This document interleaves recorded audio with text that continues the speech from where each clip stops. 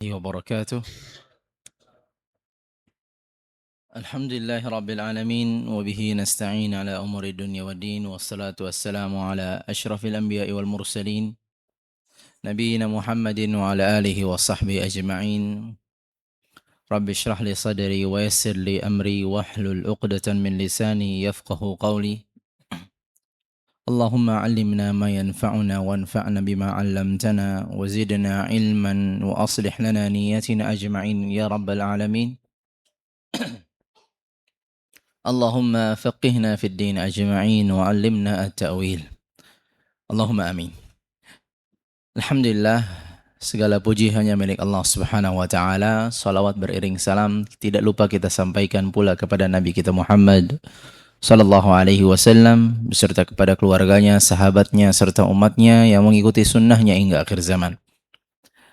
Ikhwah semuanya, kaifa halukum? Alhamdulillah bi khair. Ya, alhamdulillah di kesempatan kali ini kita akan melanjutkan kajian kita berkaitan dengan ahadithul akhlaq, hadis-hadis yang mengumpulkan tentang akhlak Nabi sallallahu alaihi wasallam, baik hadis yang bersifat qauliyan atau fi'liyan, ya, atau apa yang dikisahkan atau yang beliau tetapkan. Dan kita masuk kepada pembahasan at-ta'amul ma'as shighar. At-ta'amul ma'as shighar, yakni berinteraksi, ya, atau seni bermuamalah dengan as-shighar. Dia jamak dari saghir. Saghir apa artinya, Pak? Hah? Ada saghir, ada kabir. Apa itu? Nah, kalau kabir besar, kalau saghir kecil. Nah, shighar adalah jamaknya. Ya, yaitu berinteraksi dengan orang-orang yang lebih muda daripada kita atau anak-anak kecil di antara kita. Dan termasuk di dalamnya tentu juga adalah anak-anak kita sendiri, ya. Dan akhlak ini atau sikap kepada yang lebih kecil seringkali terabaikan, seringkali terlupakan. Seorang hanya fokus kepada interaksi kepada sesamanya atau yang lebih besarnya, hormat kepada yang lebih dewasa. Tapi di satu sisi dia lupa pesan Nabi sallallahu alaihi wasallam, bahkan dengan tegas Nabi SAW mengatakan, "Laisa minna," bukan termasuk dari golongan kami. "Man lam yarham saghirana wa yuwaqqir kabirana." Dia yang tidak menyayangi, tidak berbelas kasih, ya. Tidak ada rahmat kepada anak kecil yang lebih kecil darinya, dan dia tidak pula menghormati yang lebih besar. Jadi kepada yang lebih besar kita menghormatinya, dan kepada yang lebih kecil maka kita menyayanginya, memperhatikannya, bersikap lembut, bertutur kata yang baik kepada dirinya. Dan kita akan gambarkan bagaimana sikap Nabi sallallahu alaihi wasallam kepada sahabat-sahabatnya yang lebih junior, yang lebih kecil, dan termasuk juga adalah anak-anaknya atau cucu-cucunya. Yang pertama adalah bagaimana Nabi sallallahu alaihi wasallam memperlihatkan kepada kita, ya, untuk memberikan pendidikan dan pengajaran kepada mereka yang lebih kecil dan tidak meremehkan mereka, bahkan mereka pun diajak untuk pendidikan hal yang lebih serius, ya. Jadi mendidik mereka bahkan pada pondasi-pondasi yang penting, ya. Seorang biasa memandang remeh anak kecil, dikira hanya bisa bercanda, dikira hanya diajak untuk bermain saja, guyonan-guyonan dan seterusnya. Tapi anak-anak kecil yang sudah bisa diajak diskusi, bisa diajak dialog, maka bahaslah dengan mereka hal-hal yang penting bagi mereka di kehidupan ini. Dan lihatlah Nabi sallallahu alaihi wasallam dalam hadis yang masyhur. Dan ini digambarkan oleh Ibnu Abbas radhiyallahu taala anhuma sebagai saksinya, yaitu dia yang mengalaminya. Kuntu khalfa Rasulillah sallallahu alaihi wasallam. Aku pernah di belakang Rasulullah sallallahu alaihi wasallam. Dalam riwayat yang lain, Nabi sallallahu alaihi wasallam memboncengiku.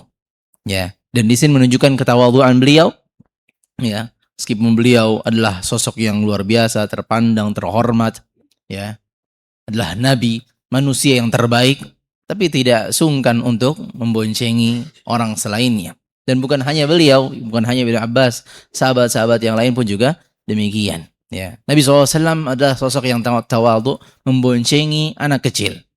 Dan Nabi Shallallahu Alaihi Wasallam mengajarkan kepadanya beberapa hal yang sangat penting dengan memanggilnya ya gulam, wahai anak kecil. Ya, panggilan gulam itu panggilan anak kecil, tapi menunjukkan belas kasih kepadanya. Ya, Kata Nabi SAW, "Ya gulam, inni u'allimuka kalimat." Perhatikan, saya akan mengajarkan kepadamu, kata Rasulullah SAW, beberapa konsep kehidupan, beberapa kalimat.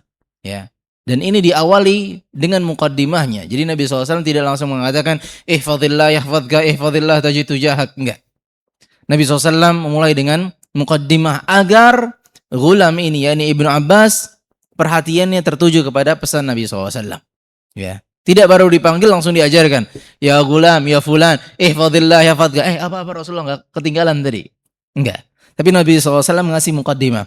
Ya gulam, inni u'allimuka kalimat. Wahai gulam, yakni Ibnu Abbas, aku akan mengajarkanmu. Sungguh-sungguh aku akan mengajarkanmu perkara yang sangat penting. Kata Nabi SAW, ihfadillah ya fadga.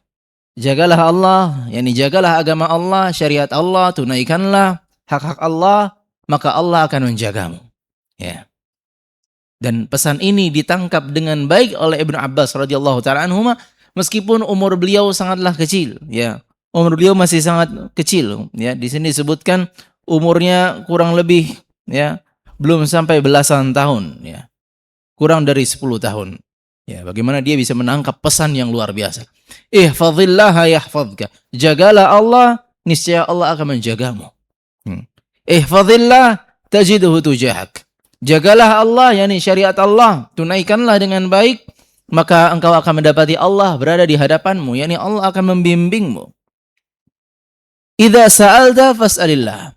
Kalau pengen minta, mintalah kepada Allah. Ya. Jadi betapa banyak anak-anak yang terluput dari pengajaran hal ini. Kalau minta, panggil umi, panggil abi, panggil kakek, panggil nenek, ya, atau dengan panggilan-panggilan yang lain. Panggil datu, panggil siapa? Panggil om, panggil tante. Ya.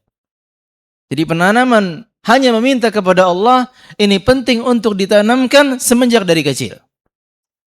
Dan ini yang dipraktikkan oleh Nabi SAW. Beliau ajarkan kepada Ibnu Abbas yang merupakan keponakan beliau.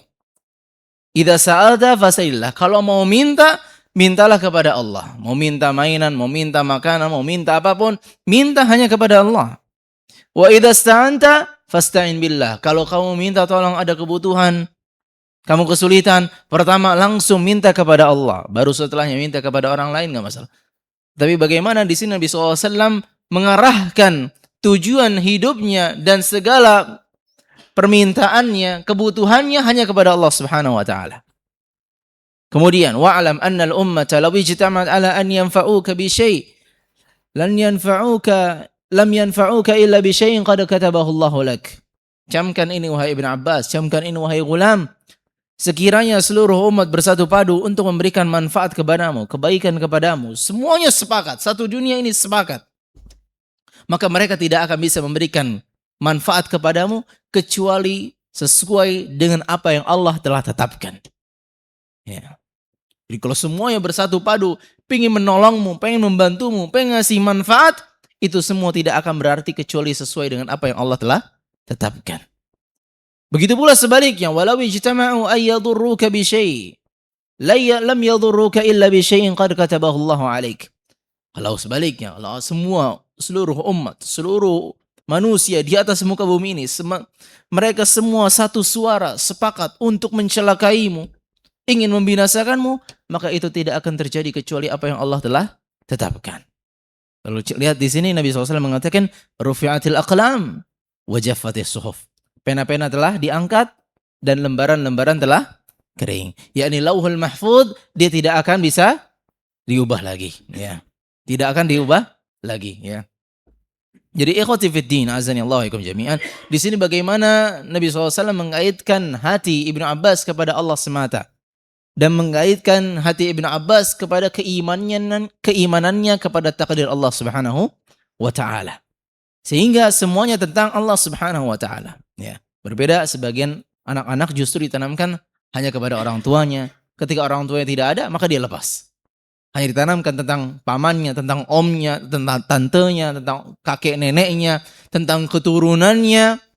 Ketika dia lewat dari pengawasan mereka semuanya, maka mereka akan melakukan hal yang dia belum pernah lakukan. Ya. Jadi tanamkan semua kepada Allah Subhanahu wa taala karena dia yang akan senantiasa mengawasi, melihat, mendengar apa yang dilakukan, apa yang diucapkan oleh anak kita. Jadi ini penting sekali, mengajarkan mereka. Ya, demikianlah kita bersikap kepada anak-anak kecil. Jangan memandang mereka remeh. Dia belum paham. Enggak, mereka bisa menangkapnya. Mereka sudah mumayyiz, mereka bisa berdialog, mereka bisa berdiskusi, libatkan mereka. Ya. Kemudian di antara hal yang juga Nabi SAW gambarkan adalah bagaimana Nabi SAW mendoakan mereka, mendoakan anak-anak kecil. Ini juga sering terluput bagi kita semuanya, jarang sekali kita mendoakan anak-anak kecil. Mungkin kita hanya fokus kepada anak-anak kita. Tapi bagaimana dengan keponakan kita? Bagaimana orang-orang yang seringkali berinteraksi dengan kita dan dia umurnya lebih kecil daripada kita? Apakah kita sudah mendoakannya? Lihat di sini bagaimana Nabi Shallallahu Alaihi Wasallam mendoakan Ibnu Abbas. Ya. An Ibnu Abbas radhiyallahu anhu qala kana Rasulullah SAW fi baiti Maimunah. Rasulullah SAW di rumahnya Maimunah. Fa wada'tu lahu wudu'an min al-lail. Ini Maimunah, yakni adalah tantenya Ibnu Abbas. Ya. Kemudian Ibnu Abbas membantu Nabi SAW mengasih air wudu. Faqala lahu Maimunah, wada'a laka hadha Abdullah bin Abbas. Maimunah mengingatkan kepada Nabi SAW, ini yang memberikan tempat wudunya adalah Ibnu Abbas. Maka di sini Nabi SAW ingin membalas budi Abdullah bin Abbas dengan mendoakannya. Allahumma faqihhu fid din wa allimhu at-ta'wil. Ya, ini adalah doa yang tadi kita baca juga di muqaddimah, yaitu ya Allah ajarkanlah kepadanya atau faqihkanlah dia dalam urusan agama dan ajarkanlah dia tafsir Al-Qur'an. Ya. Tidak heran Abdullah bin Abbas adalah rujukan utama dalam masalah tafsir, ya. Ketika beliau ditanya kenapa beliau bisa menjadi sosok yang seperti sekarang, ketika Nabi SAW sudah wafat dan para sahabat banyak bertanya kepada beliau meskipun dia adalah sahabat junior, kenapa bisa demikian? Kata beliau adalah bilisanin saul wa qalbin aqul. Karena lisan yang senantiasa bertanya hal-hal yang bermanfaat dan qalbin aqul. Kalbu atau hati yang senantiasa berpikir. Hati yang senantiasa mawas, ya. Tidak kosong tapi banyak berpikir, banyak perenungan. Dan juga salah satunya adalah doa Nabi sallallahu alaihi wasallam. Tidak heran Abdullah bin Abbas jadi sosok rujukan. Maka ketika suatu saat Umar bin Khattab mengumpulkan para sahabat senior, kemudian di suatu majelis beliau membawa Abdullah bin Abbas. Para sahabat seniornya mungkin agak mempertanyakan keputusan Umar. Kenapa dibawa Abdullah bin Abbas? Dia umurnya lebih jauh daripada kita. Ya. Umurnya puluhan tahun jauh daripada kita. Kalau Abdullah bin Abbas boleh dibawa, saya mau bawa dong anak-anak saya. Ya. Maka ditanyakan kepada majelis tersebut, bagaimana menurut kalian tentang firman Allah Subhanahu wa taala, "Inna a'tainakal kautsar fashalli lirabbika wanhar inna bukan itu. Idza jaa nasrullahi wal fath wa ra'aitan nasa yadkhuluna fi dinillahi afwaja fasabbih bihamdi rabbika wastaghfir innahu kana tawwaba." Coba tafsirkan. Ditanya satu senior yang pertama, kedua, ketiga, seterusnya. Mereka mengatakan kurang lebih jawaban yang sama. Ini menunjukkan akan Fathu Makkah, ya. Ini pembebasan kota Makkah dari kesyirikan. Sampai kepada Ibnu Abbas ditunjuk, coba tafsirkan ayat ini. Kata Abdullah bin Abbas, tidaklah saya melihat ayat ini kecuali ini adalah tanda yang Allah kabarkan tentang dekatnya ajalnya Rasulullah SAW. Ya. Kata Umar bin Khattab, saya sepakat dengan Abdullah bin Abbas. Ya. Jadi ikhwah, ya. Jadi kita jangan sampai meremehkan orang yang lebih kecil daripada kita, yang umurnya jauh daripada kita. Mana boleh jadi dia memiliki ilmu yang lebih daripada kita. Ya. Kemudian di antara yang digambarkan oleh Nabi Shallallahu Alaihi Wasallam adalah beliau memberikan wasiat dengan menunjukkan kasih sayang. Bukan sekedar memberikan pesan, wasiat dan seterusnya seperti dia tidak peduli dan seterusnya. Enggak. Tapi menunjukkan kasih sayangnya ketika memberikan wasiat. Lihatlah beliau sallallahu alaihi wasallam ketika mengajarkan, mewasiatkan Mu'adz bin Jabal. Mu'adz bin Jabal ini adalah pemuda, ya, sosok pemuda yang sangat berilmu. Nabi SAW mengatakan ya a'lamu ummati bil halali wal haram Mu'adz bin Jabal. Orang yang paling berilmu tentang halal dan haram adalah Mu'adz bin Jabal. Dan umurnya masih muda dan beliau meninggal di usia yang muda. Ya, beliau meninggal di usia yang muda. Dan Nabi SAW memberikan pesan kepada beliau dengan mengiringkan dengan rasa cinta yang menunjukkannya. Dia mengatakan akhadha biyadihi. Nabi SAW mengambil tangan Mu'adz, subhanallah. Bagaimana lihat kedekatan Nabi SAW dengan sahabatnya. Dipegang tangan sahabatnya, dipegang tangan Mu'adz yang umurnya jauh dibandingkan umur Nabi SAW. 30-an tahun dan seterusnya. Ya. Atau 20-an tahun. Jauh sekali. Dan Nabi SAW mengungkapkan, "Ya Mu'adz, wahai Mu'adz, wallahi inni la uhibbuk." Wahai Mu'adz, demi Allah, saya benar-benar mencintaimu. Wallahi inni la uhibbuk. Diulangi oleh Nabi SAW. Usika ya Mu'adz, aku memberikan pesan kepadamu wahai Mu'adz. La tada'anna fi duburi kulli salah. Jangan pernah sekali-kali kamu tinggalkan di setiap penghujung salat untuk kamu berdoa, Allahumma a'inni ala dzikrika wa syukrika wa husni ibadatik. Ya. Ini adalah pesan yang diiringi dengan rasa cinta kepada orang yang jauh umurnya dibandingkan Nabi sallallahu alaihi wasallam. Maka Mu'adz pun memberikan wasiat kepada muridnya atau kepada yang di bawahnya, Sunabihi, dan Sunabihi memberikan wasiat kepada Abdurrahman. Jadi ini pesan ini menjadi pesan yang beruntun, ya. Jadi ketika memberikan pesan, memberikan wasiat, memberikan pengajaran, tunjukkan rasa cinta, tunjukkan kepedulian, bukan memberikan pesan, wasiat, nasihat dengan cacian, dengan makian atau dengan ungkapan-ungkapan yang kasar. Sehingga orang tersebut akan antipati, nggak mau saya dengarkan nasihatmu. Nah, tapi kalau nasihat, wasiat diiringi dengan kecintaan, menunjukkan saya sebenarnya cinta sama kamu, ya. Maka dia akan memperhatikan nasihat tersebut, ya. Kemudian ikhwah, di sini al-mu'allif hafizahullah taala menanamkan, memberikan pesan kepada kita bahwasanya orang-orang yang berada di bawah kita, ini anak-anak kecil, terlebih khusus, ya, adalah anak-anak kita, ya, adalah mas'uliyah kita semuanya. Ini tanggung jawab kita bersama. Ya, anak-anak kita adalah tanggung jawab kita bersama. Kata Nabi sallallahu alaihi wasallam, "Ala kullukum ra'in wa kullukum mas'ulun an ra'iyati." Setiap dari kalian adalah pemimpin dan setiap kalian akan ditanya tentang apa yang dia pimpin. Dia akan mempertanggungjawabkannya. Kita akan mempertanggungjawabkan tentang anak-anak kita, ya. Sigar di antara kita, anak-anak kecil di antara kita, ya. Maka persiapkan itu. Salah satunya adalah dengan tadi mendidik, memberikan pesan penting, ya. Tidak meninggalkan begitu saja. Karena Ibnu Qayyim kemudian menimpali, beliau mengatakan, qala ba'du ahli ilm, inna Allah subhanahu wa ta'ala yas'alul walid an waladihi yaumil qiyamah qabla an yas'alal walada an walidihi. Allah subhanahu wa ta'ala nanti di hari kiamat akan bertanya terlebih dahulu kepada orang tuanya sebelum dia bertanya kepada anak-anaknya. Ya. Jadi orang tua kadang sering salah kaprah, ya, mempertanyakan tentang birnya, mempertanyakan tentang bakti seorang anak kepada orang tuanya. Tapi dia tidak berkaca terhadap dirinya. Bagaimana dulu dia, bagaimana? Ya. Bagaimana pendidikannya? Itu yang akan ditanya pertama oleh Allah Subhanahu wa taala.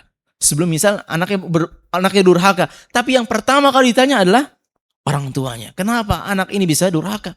Ya. Pasti ada andil dari orang tuanya, ya. Jadi ikhwah, tanamkan hal ini bahwasanya kita sebagai orang tua akan ditanya terlebih dahulu sebelum anak-anak kita, ya.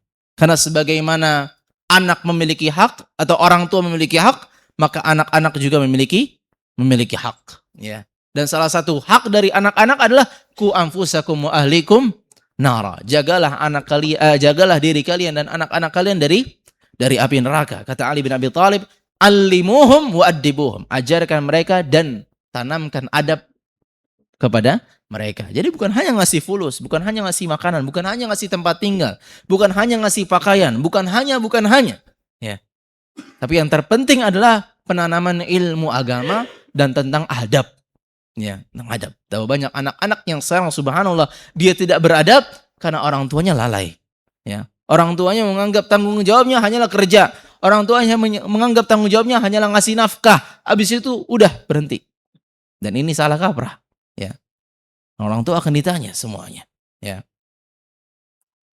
Kemudian ikhwati fiddin azani Allah wa yakum jami'an, di antara gambaran kita lanjutkan gambaran Nabi sallallahu alaihi wasallam bersikap dan berakhlak kepada yang lebih kecil adalah beliau berpesan kepada yang dewasa untuk mengajarkan anak-anak yang lebih kecil, terlebih khusus anaknya, tentang perihal yang paling penting dalam kehidupan ini adalah salat.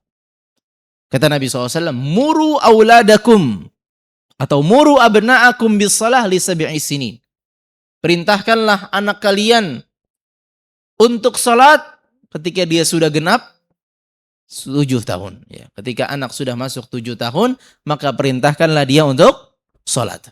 Ya, meskipun para ulama berselisih di sini bagaimana, apakah benar-benar harus ditunaikan sang anak mengerjakan sholatnya atau tidak? Atau perintah ini wajib kepada yang memerintahkannya. Ya, jadi kita wajib untuk memerintahkannya, tapi kalau anak dia sholat atau tidak sholat, maka tentu dia tidak berdosa. Tapi di sini lihat bagaimana perhatian syariat Allah Subhanahu wa taala akan perihal sholat. Ya, sebelum datang beban kepadanya berupa taklif, ya, atau masuk kepada sinnul bulugh, ya, atau dia sudah masuk ihtilam, ya, mimpi basah atau haid dan seterusnya, sudah persiapan, yaitu pengajaran pendidikan masalah sholat. Ya. Anak-anak kalau balik itu umur berapa? Perempuan paling minimal kata para ulama, mereka menjelaskan paling minimalnya paling minimalnya wanita haid adalah 9 tahun. Subhanallah. Jadi di sini seorang hendaknya curi start di sini. Ya, kata para ulama di sini kita mencuri start untuk menanamkan kepada mereka tentang pentingnya sholat. Selama berapa tahun? 2 tahun, lebih cepat. Ya. Kalau anak laki-laki umur berapa? 11 tahun, 12 tahun, 13 tahun ya kurang lebih ya. Nah, jadi lebih cepat subhanallah. Ya. Maka ketika orang tua yang dia terlambat menanamkan perihal salat kepada anak-anaknya, maka inilah tugas dia ya. Mungkin jauh lebih berat. Kenapa? Karena dia sudah telat startnya. Ya. Telat startnya. Ya. Dan Nabi SAW memerintahkan di umur 7 tahun. Dia baru merintahin anaknya umur 10 tahun. Baru merintahin anaknya umur pas baru balik, subhanallah. Maka betapa banyak orang tua yang akhirnya dia kelimpungan. Belum ngajarin sholat, belum ngajarin wudhu, belum ngajarin ini, belum ngajarin itu. Anaknya udah haid, subhanallah. Akhirnya dia pusing sendiri, akhirnya dia stres sendiri. Ya. Itu salah dirinya. Ya.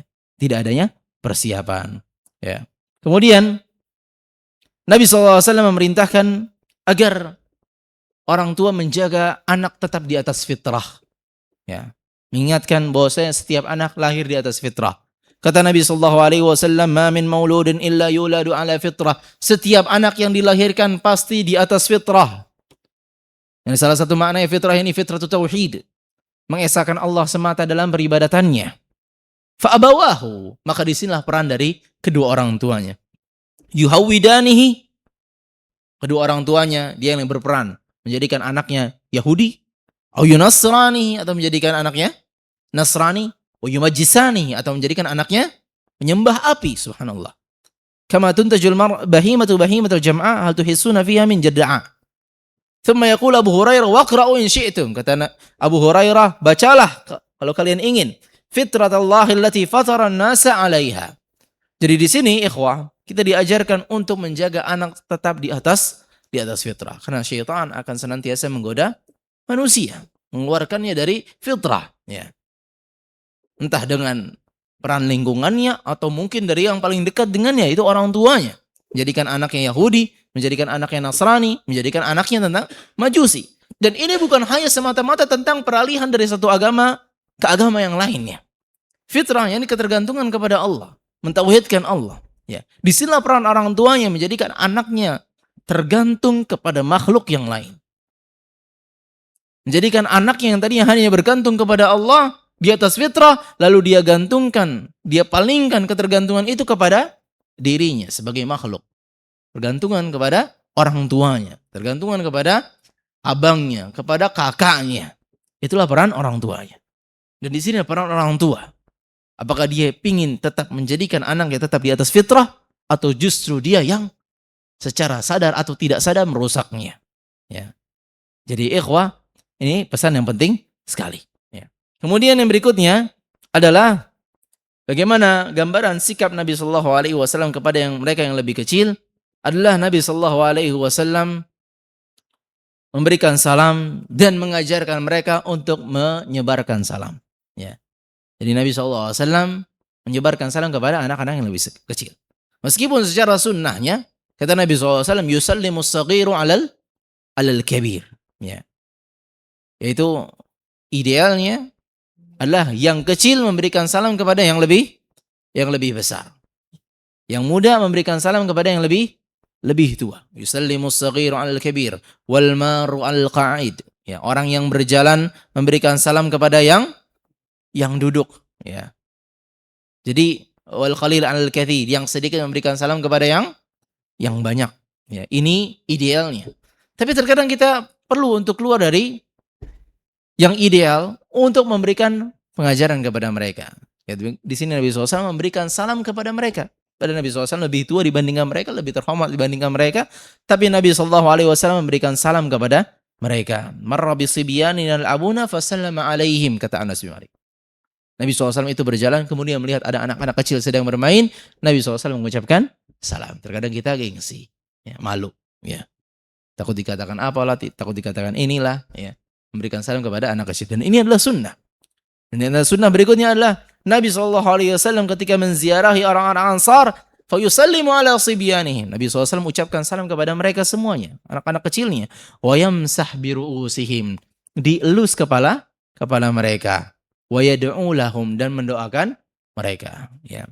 Jadi salah satu sunnahnya adalah memberikan salam kepada mereka, kemudian mengelus kepala mereka dan mendoakan mereka. Ya. Dan juga mengajarkan mereka untuk memberikan salam. Nabi SAW mengajarkan kepada Anas yang umurnya masih kecil, ya bunai, idza dakhalta ala ahlik fasallim. Wahai anakku, kalau kamu masuk ke rumah, ya, maka mulailah dengan salam. Karena itu adalah keberkahan untukmu dan keberkahan untuk keluargamu. Dan ini ajarkan. Dan salah satu pengajaran yang paling efektif adalah dengan kita perlihatkan. Yani kita yang mulainya, kita mengucapkan salam. Assalamualaikum. Maka perlahan-lahan anak akan melihat, oh, abi saya ngucapin salam setiap masuk. Memulai dengan kaki kanan, kemudian membaca basmalah, kemudian mengucapkan salam. Ya. Maka perlahan-lahan akan diikuti. Ya. Jadi pengajaran yang lebih efektif adalah dengan memberikan contoh. Bukan hanya sekedar, nak kalau masuk salam. Tapi kalau bapaknya kalau masuk rumah nggak ngucapin salam. Nah, kalau masuk rumah pakai kaki kanan ucapkan basmalah. Tapi bapaknya kalau masuk rumah pakai kaki kiri nggak ngucapin basmalah. Ya. Jadi pengajaran yang lebih efektif adalah dengan memberikan contoh, menjadikan qudwah bagi anak-anak. Anak-anak akan melihat, oh kalau saya masuk, saya mau seperti abi saya. Mulai dengan bismillah, kemudian ucapkan assalamualaikum. Karena itu keberkahan buat diri saya dan itu keberkahan buat keluarga saya. Ya. Jadi ini diajarkan kepada anak-anak kita. Dan juga adalah salah satu sikap Nabi SAW, akhlak beliau kepada anak kecil adalah Nabi SAW akan menegur mereka ketika mereka salah. Ya. Jadi anak kecil rentan sekali untuk berbuat salah. Ya. Dan salah satunya adalah yang kita lihat di sini, ya, atau riwayat yang sering kita dengar adalah ketika Nabi SAW sedang makan dan biasa makannya bersama, gitu ya. Ada anak kecil yang makannya ya biasalah, dia ambil ini, ada ayam di sebelah sana, dia ambil sini, gitu. Jadi ambil dari yang jauh. Maka Nabi SAW mengingatkan, ya gulam, wahai anak kecil, ya, samillah, bacalah bismillah. Wa qul biyaminik, makanlah dengan tangan kananmu. Wa qul mimma yalik, yani makanlah dari yang dekat, ya. Muttafaqun alaih, ya. Jadi ketika kita melihat ada kesalahan dari anak-anak kecil di sekitar kita, maka silahkan langsung luruskan. Tapi tentu dengan cara yang baik. Tadi mulai Nabi SAW dengan memanggilnya, ya, dengan panggilan yang baik. Gulam ini panggilan yang baik, ya. Kalau bahasa Indonesia apa mungkin? Ya. Nak gitu ya. Jangan panggilnya dengan etong, ya jangan begitu ya. Itu bakal dibiarin aja, dilewatin sama dia, ya. Tapi ya gulam, ya gulam, anak kecil, dek, atau panggil dia, ajarkan.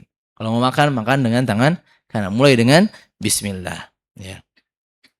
Taib. Yang kemudian adalah Nabi SAW senantiasa menyikapi mereka dengan lemah lembut, dengan kasih sayang. Ini yang digambarkan oleh Anas bin Malik, ma ra'aitu ahadan kana arham bil 'iyal min Rasulullah SAW.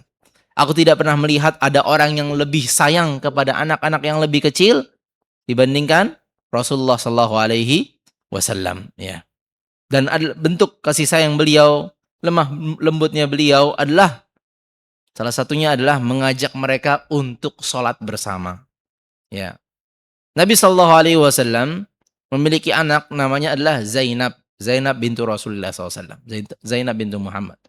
Anak yang pertama, ya. anaknya dari Khadijah. Ya. Dia menikah dengan Al-As bin Abil As. Ya. Nama anaknya anak perempuan ya, yaitu Umamah bintu Abil As. Ya.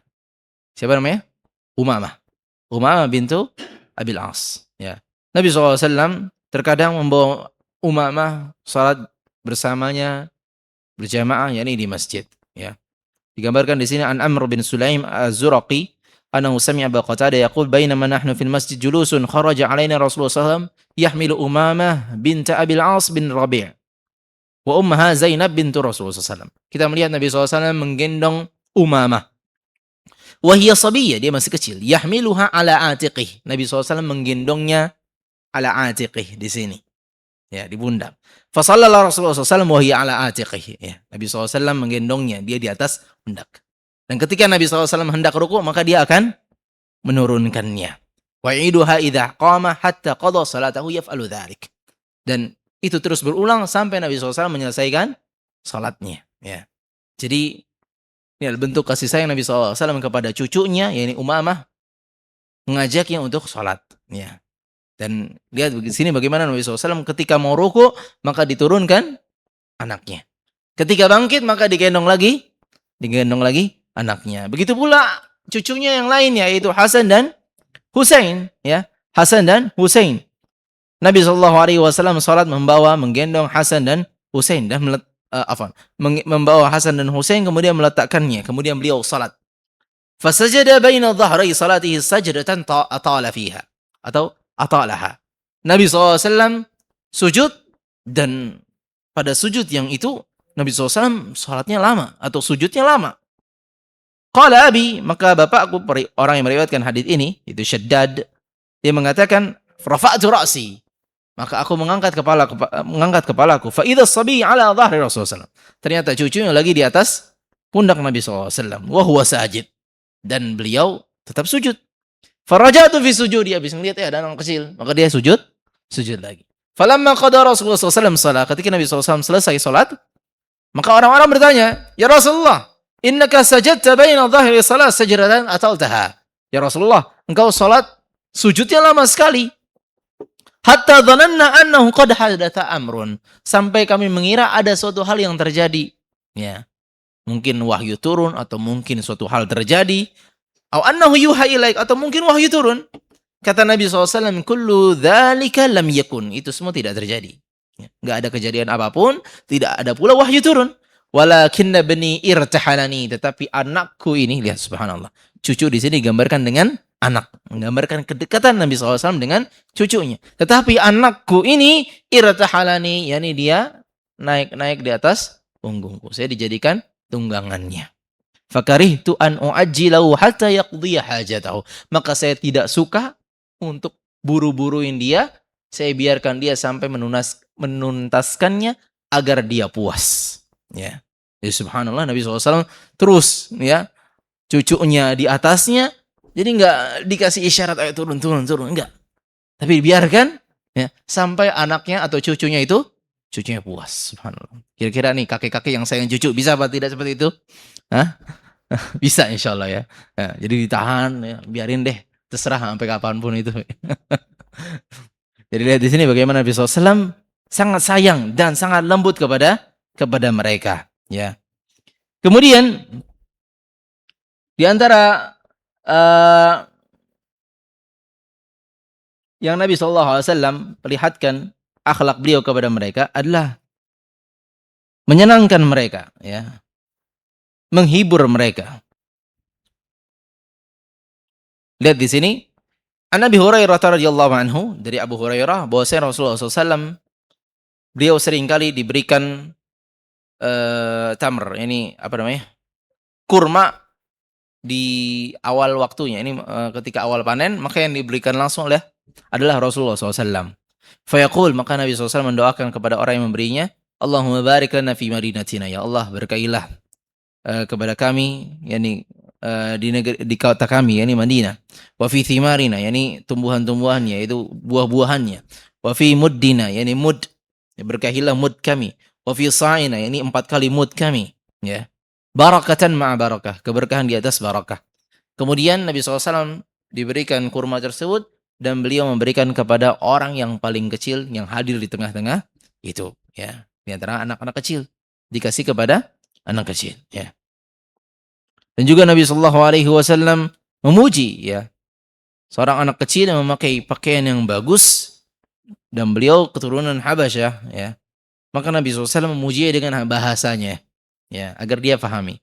Nabi SAW mengatakan sana sana, ya, bukan sana sana, tapi sana sana, ya. Yang artinya kalau dalam bahasa Habasyah, ya, ini hasanah. Baju kamu bagus sekali, baju kamu bagus sekali. Dan Nabi SAW melihat anak itu, ternyata anak itu mainin cincinnya kenabian Nabi SAW, cincin yang biasa dijadikan stempel. Kemudian anak tersebut diomelin sama bapaknya. Kata Nabi SAW, da'ha, udah biarin dia.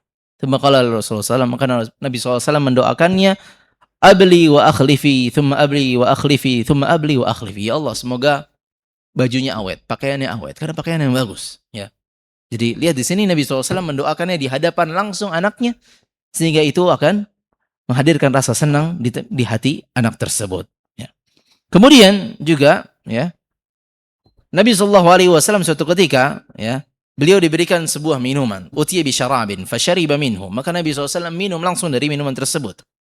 Dan di sebelah kanannya, yakni gulam, anak kecil. Dan di sebelah kirinya adalah orang-orang tua, ya. Faqala lil gulam, Nabi SAW sangat tahu adab.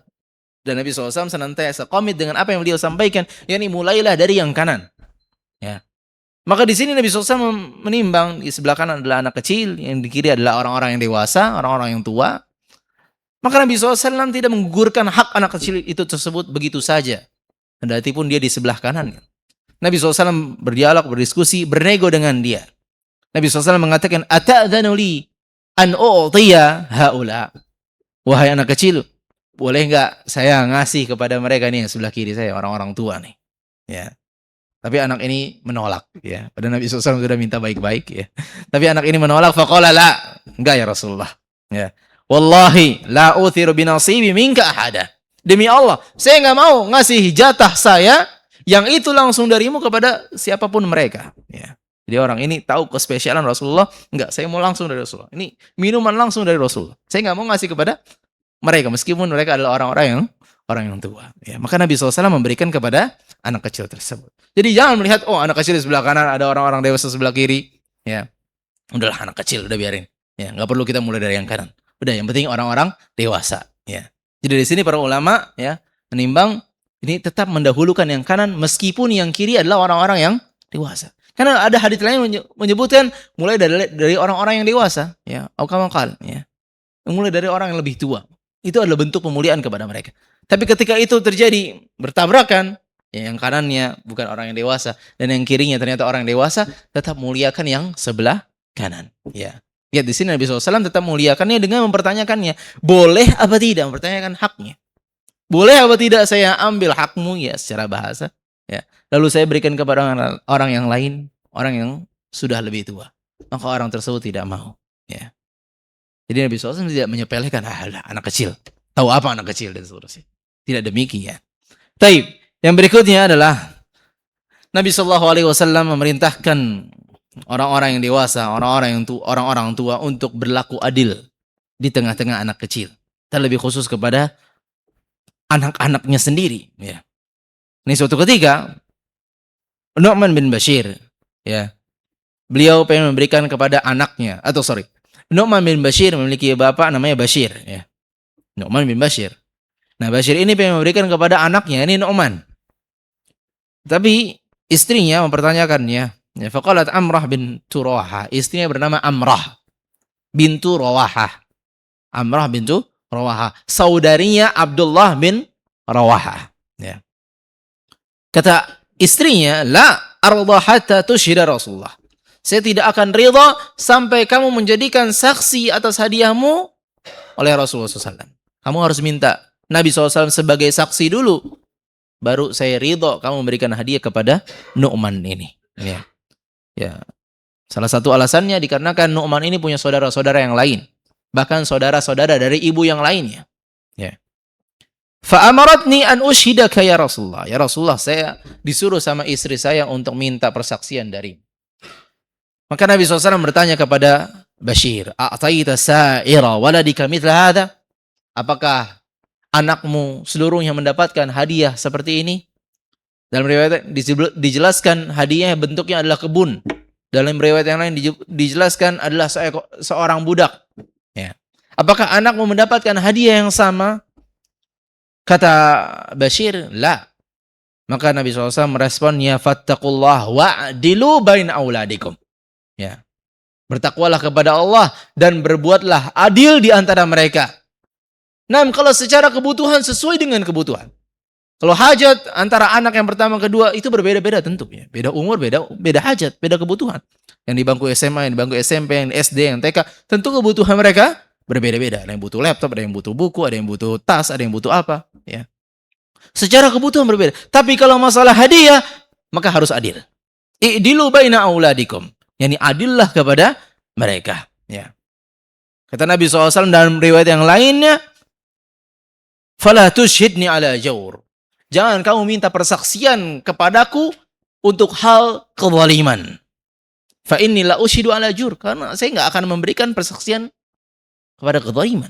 Asyhid ala ghairi, dalam riwayat yang lain dijelaskan, minta persaksian kepada yang lain. Dan ini bukan bentuk Nabi SAW membolehkan memberikan persaksian kepada kezaliman. Tapi ini adalah ancaman. Kalau masih berani kepada kezaliman, maka ya udah minta saja persaksian kepada yang lain. Kalau saya tidak akan memberikan persaksian berbau kezaliman. Kata Nabi SAW demikian.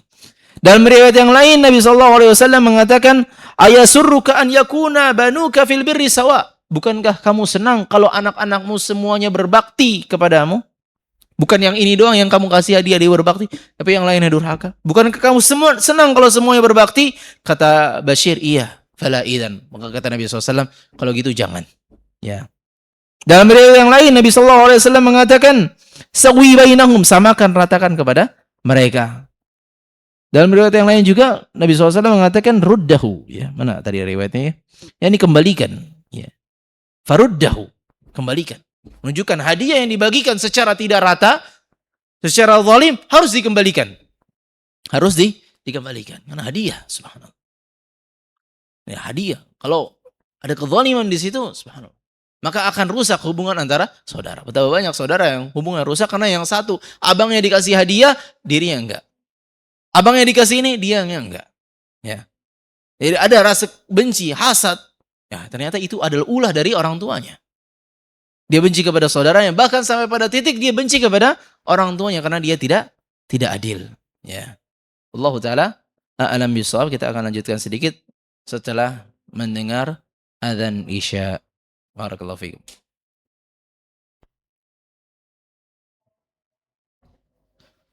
Bismillahirrahmanirrahim. Alhamdulillah wassalatu wassalamu ala Rasulillah wa ba'd. Nah, melanjutkan yang tadi, Nabi SAW sangat tegas dalam perihal keadilan. Allah Subhanahu wa taala berfirman, "Innallaha ya'murukum bil 'adl." Sesungguhnya Allah memerintahkan kalian untuk berlaku adil. Dan jangan sampai kita, ya, dikarenakan sosok yang kita bersikap dengannya orang yang masih kecil, atau mungkin dia tidak tahu, ya. Kalau di sini Nu'man menyadarinya karena dia tahu, dia digendong bapaknya ke hadapan Rasulullah. Jadi dia menyaksikan secara langsung. Ini juga termasuk kepada anak-anak yang dia tidak menyaksikan secara langsung. Anak yang baru lahir, ya, atau anak yang dia belum tahu, ya, sekelilingnya, atau dia tidak tahu diberikan hadiah atau tidak, ya. Maka di sini orang tua dituntut untuk tetap berlaku adil, diketahui atau tidak diketahui oleh sang anak, ya. Bahkan di sini Nabi SAW pernah mendapati ada seorang Arab Badui atau orang, ya, Anda lupa, ya, seorang sahabat. Ketika anak laki-lakinya dia datang, maka dia peluk, dia cium, lalu dipangkukan di atas pahanya. Ya. Anak laki-laki datang, dipeluk, dicium, ditaruh di atas paha, dipangkuin. Lalu ketika datang anak perempuannya, udah langsung didudukin saja, nggak di atas pahanya, nggak dipangku, tidak dicium, tidak dipeluk. Maka itu terjadi di hadapan Nabi SAW. Nabi SAW langsung tegur. Ala adalta bainahuma. Kenapa kamu tidak berbuat adil kepada mereka? Yang satu dipeluk, maka dipeluk juga. Yang satu dicium, maka yang satu dicium pula. Yang satu dipangkuin di pahamu satu, yang satu lagi dipangkuin di satu lagi. Ala adal tabainahuma. Jadi dari itu pun anak yang tidak merasakan apa-apa. Ini ya udahlah biasa mungkin perlakuan bapak yang demikian. Dia merasa tidak diperlakukan dengan tidak adil. Tapi subhanallah, Allah Maha tahu. Ya. Jadi salah satunya adalah misalnya anak kita ciumin anak kita ketika tidur, ciumin semuanya. Yang satu yang dicium, yang satu enggak. Ya. Ini berlaku adil meskipun dalam urusan cium atau memeluk. Ya. Dan ini penting sekali. Betapa banyak kericuhan, keributan, permusuhan antara saudara dikarenakan orang tuanya tidak berbuat adil dalam memberikan hadiah. Ketika orang tuanya wafat, oh, abang saya dikasih begini, kakak saya dikasih gini, saya dapat apa? Ya. Ini adalah bentuk ketidakadilan, ya. Berikutnya, ya, Nabi Shallallahu alaihi wasallam senantiasa bercanda kepada anak-anak kecil, ya. Di antaranya adalah adiknya dari Anas bin Malik. Nabi SAW mencandainya, adiknya ini punya burung kecil. Ya. Nabi SAW sering kali kalau ketemu sama adiknya Anas bin Malik, ditanyakan kabar si burungnya. Ya Aba Umair, ma fa'alan Nughair. Wahai Aba Umair, gimana ya burung kecil kamu, yaitu Nughair. Ya. Jadi ini membercandakan. Jadi ajak ngobrol sesuai dengan umurnya, sesuai dengan ya umur segitu ya ajak ngobrol sekian. Ya. Jadi jangan ngasih obrolan yang berat padahal dia belum mampu ya. Jadi oh ya udah kalau dia punya mainan ajak ngobrol mainannya, tanya gimana ya. Sehingga dia pun senang menceritakan tentang mainannya, tentang peliharaannya. Nabi SAW senang membercandainya, membercandai saudara atau Anas bin Malik ya, seperti memanggil ya dzal udhunain ya. Wahai pemilik dua telinga ya. Dan ini bentuk bercandanya Nabi sallallahu alaihi wasallam. Kemudian Nabi sallallahu alaihi wasallam juga ya seringkali menciumi dan memeluki anak-anak yang lebih kecil atau lebih tepatnya adalah cucu-cucunya. Nabi sallallahu alaihi wasallam suatu ketika berjalan bersama sahabatnya keluar menuju pasar Bani Qainuqa. Kemudian kembali ke halamannya, rumahnya Fatimah. Kemudian dia mengatakan, "Athamma luka." Ya, mana anakmu? Yani mana si Hasan? Mana Husain? Ya. Maka kami mengira Hasan atau Husain sedang dimandikan oleh ibunya atau dipakaikan perhiasan di kalungnya. Dan tidak lama akhirnya Hasan ataupun Husain pun keluar, maka Nabi SAW lantas memeluknya dan beliau memperdengarkan kepada sahabat-sahabatnya, Allahumma inni uhibbuhu fa ahibbahu wa ahbib man yuhibbuhu. Ya Allah, sesungguhnya aku mencintai dia, jadi mencintai Hasan atau Husain. Maka cintailah Hasan atau Husain. Wa ahbib man yuhibbahu, dan cintailah orang-orang yang mencintainya. Ya, subhanallah, di sini Nabi SAW enggak malu-malu menunjukkan kecintaannya kepada cucunya. Kadang kita kalau mengungkapkan saya abi sayang kamu nak atau umi sayang kamu nak, malu-malu ya. Atau kakek atau datu sayang sama, malu-malu dia kalau di hadapan kawan-kawannya. Tapi di sini Nabi SAW seakan-akan membanggakan kecintaannya dia kepada Hasan ataupun Husain dan mendoakan orang-orang yang mencintai Hasan dan Husain ya. Mencintai Hasan dan Husain ya. Jadi enggak boleh kita membenci salah satunya ya. Kalau kita tidak dapat dakwahnya atau doanya Nabi sallallahu alaihi wasallam ya. Dan Nabi sallallahu alaihi wasallam ya, salah satu sikap beliau, akhlak beliau adalah Nabi sallallahu alaihi wasallam tadi ya memeluk ya atau membasuh kepala ya atau pipi anak-anak kecil yang beliau jumpai. Dari Jabir bin Samurah, aku pernah salat bersama Nabi sallallahu alaihi wasallam, yakni salat zuhur. Kemudian beliau kembali kepada keluarganya.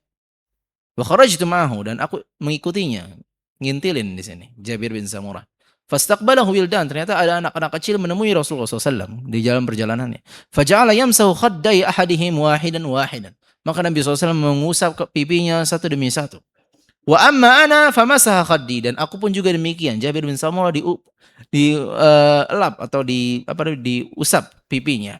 Fawajadtu liyadihi bardan aw rihan, maka aku mendapati tangannya itu sangatlah dingin dan tangannya sangatlah wangi seperti orang yang baru keluar dari toko parfum ya, toko parfum.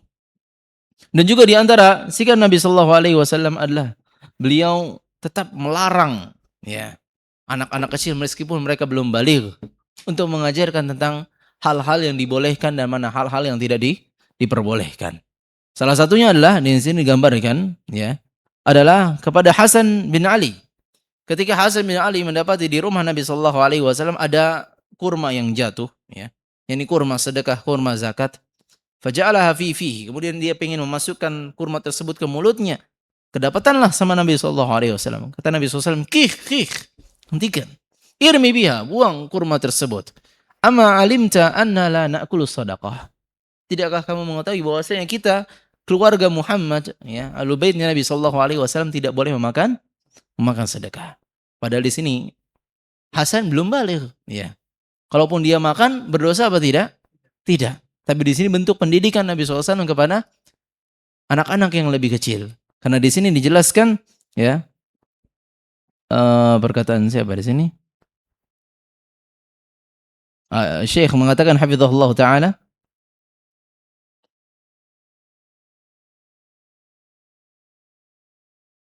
"Wasighar idza umiru bit-ta'at mundu sighar i'tadu 'alaiha." Anak-anak kecil kalau diperintahkan untuk mengerjakan ketaatan semenjak kecil, maka dia akan terbiasa. Ya. Jadi sebagian para ulama menjelaskan nggak masalah kalau menyuruh memerintahkan anak untuk keluar memakai hijabnya atau memakai kaos kakinya bagi yang perempuan atau yang laki-laki jangan sampai terlihat auratnya. Ini nggak masalah agar dia terbiasa dalam ketaatan. Wa idza nuhu 'anil haram mundu shighar i'tadu tarkahu. Dan kalau dia dibiasakan untuk tidak mengerjakan atau dijelaskan ini nggak boleh loh. Ini tidak boleh, ini dilarang loh dalam agama, maka dia akan mudah untuk meninggalkannya ketika dia sudah baligh ya. Dan inilah yang dilakukan oleh para sahabat ya. Seperti Umar mendapati ada anak kecil ya di hadapan bapaknya ya. Kemudian anak ini memakai sutra, maka disuruh copot sutranya ya. Begitu pula sahabat-sahabat yang lainnya. Dan Nabi sallallahu alaihi wasallam, Ibnu Mas'ud contohnya juga merobek pakaian harir yakni pakaian sutra dari yang dimiliki oleh anaknya, anak laki-lakinya. Anak laki-laki enggak boleh pakai sutra. Kalau perempuan enggak masalah. Dirobek, gak boleh. Ya. Dan Nabi SAW pernah ketemu seorang anak kecil yang lagi digendong, kemudian rambutnya dipotong sebagian, yang sebagian lain dibiarkan atau potongan yang dikenal dengan istilah qaza. Ya.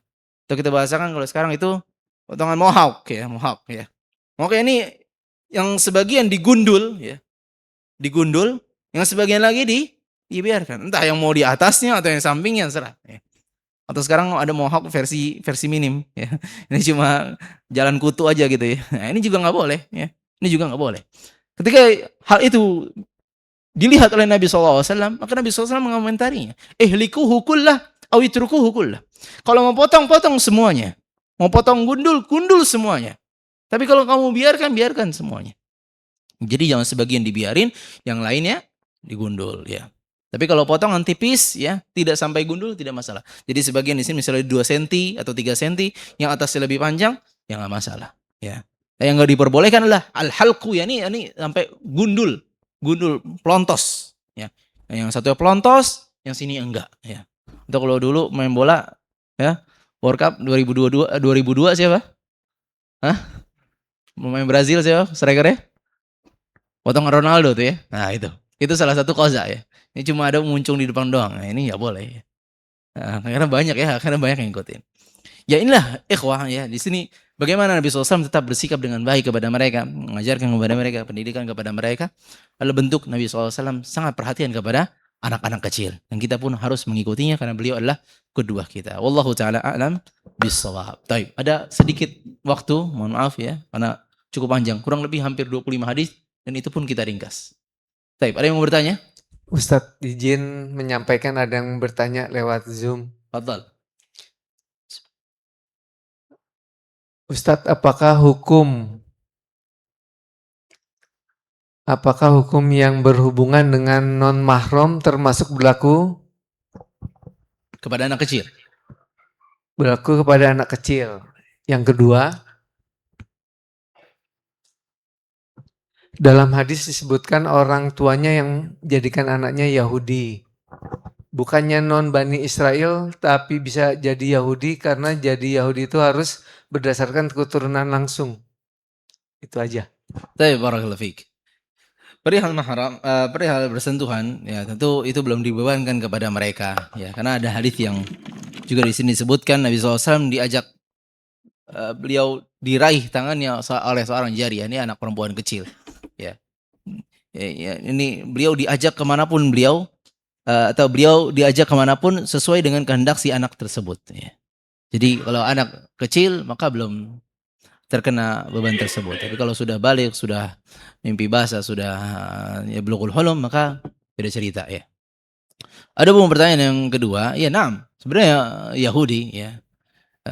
Pada dasarnya semua agama itu ya adalah din wahid ya. Agama itu agama Nabi Musa, agama Nabi Isa itu semuanya satu, mengajarkan kepada tauhid kepada Allah Subhanahu wa taala. Adapun Yahudi, Nasrani itu datang setelah mereka. Setelah terjadi perubahan-perubahan, kerusakan demi kerusakan, itulah akhirnya muncul agama Yahudi, agama Nasrani ya. Agama Yahudi dan agama Nasrani. Sehingga mereka mengkultuskan agama Yahudi hanya untuk mereka yang orang-orang yang memiliki keturunan Israel, ya. Tapi bukan tadi kita fokuskan bahwasanya hadis tadi bukan berarti benar-benar berpindah dari satu agama ke agama yang lain. Tapi bentuk pengajaran-pengajaran nilai-nilai pada agama-agama tersebut, ya. Apa sih nilai-nilai agama pada Yahudi, pada Nasrani? Nah, itu yang peran orang tua yang di sini bisa mengubah seorang anak dari fitrahnya kepada nilai-nilai yang bertentangan dari agama yang hanif, yaitu agama Islam. Jadi bukan semata-mata makna dari hadis ini orang tuanya yang menjadikan anaknya Yahudi, yang jadi orang berpindah jadi Yahudi atau Nasrani atau Majusi. Enggak, bukan hanya sebatas itu. Tentu itu masuk, tapi bukan hanya sebatas itu, ya. Ini orang tuanya lah yang berperan menjadikan anaknya memiliki sikap atau sifat-sifat orang Yahudi. Sifat-sifat orang Nasrani. Apa sifat yang sangat melekat pada orang Yahudi? Al-maghdubi alaihim. Ya, mereka orang yang berilmu tetapi tidak mengamalkannya. Apa yang sifat yang sangat melekat pada orang-orang Nasrani? Yaitu ada yang beramal, semangat beramal tetapi dia tidak berilmu. Ya, di sini adalah peran orang tuanya, ya. Jadi bukan hanya sebatas perpindahan dari satu agama ke agama yang lain, tapi satu nilai kepada nilai yang lain. Wallahu taala alam bisawab. Baik. Sudah adzan Isya. Barakallahu fiikum. Jazakumullahu khairan ala hudurikum wastimaikum. Semoga apa yang disampaikan bermanfaat bagi diri anda pribadi dan antum semuanya. Subhanakallahumma bihamdik asyhadu an la ilaha illa anta astaghfiruka wa atubu ilaik. Wassalamualaikum warahmatullahi wabarakatuh.